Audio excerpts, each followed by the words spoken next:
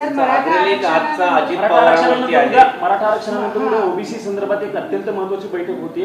मुख्यमंत्री सांगतात की ओबीसींवरती आम्ही अन्याय होऊ देणार नाही आणि ओबीसी एकटा पडले का या आरक्षणात? नाही, मला माहित नाही। याच्यामध्ये आता एक विषय संपल्यावर दुसरा विषय असल्या प्रकारे दिल्लीत बसून चर्चा करणं योग्य नाही। कुछ हिंदी में आहे तो लेख तुम्ही जो लिहिला अजित पवारांवरती आणि त्यांच्यावरती गुन्हा दाखल करण्यात यावा, कायदा सर्वांना समान आहे असं तुम्ही म्हटले का?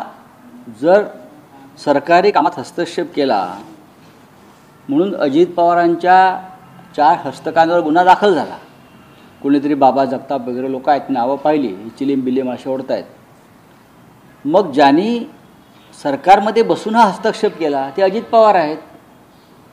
यापूर्वी सरकारी कामात हस्तक्षेप केल्याबद्दल अनेक मंत्र्यांना आपलं पद गमवावं लागलेलं आहे,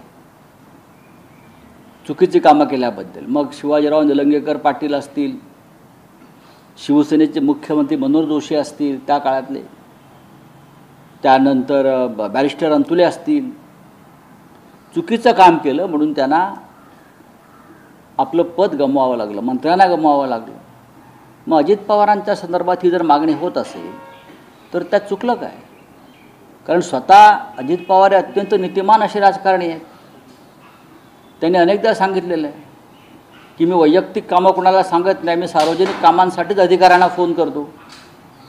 मग त्या अंजली कृष्णा या महिला IPS अधिकाऱ्याला जे काम सांगितलं बेकायदेशीर मुरुम उत्खननाचं, ते सार्वजनिक काम होतं का?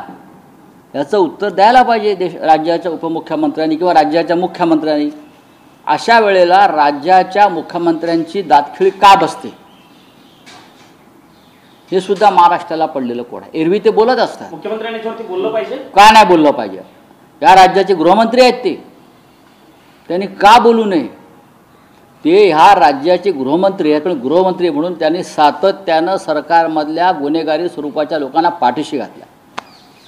हे जर काम इतर कोणी विरोधी पक्षाच्या नेत्याने केलं असतं तर भारतीय जनता पक्षानं तोबा करत छाती बडवत रस्त्यावर आंदोलनं केली असती, स्वतः मुख्यमंत्र्यांनी पत्रकार परिषद घेतली असती। आता का नाही बोलत तुम्ही? आता तुमची वाचा का जाते? लिंगायत बोले कुछ हिंदी में है तो बोलिए, हिंदी की बात क्या है बोलिए। हिंदी में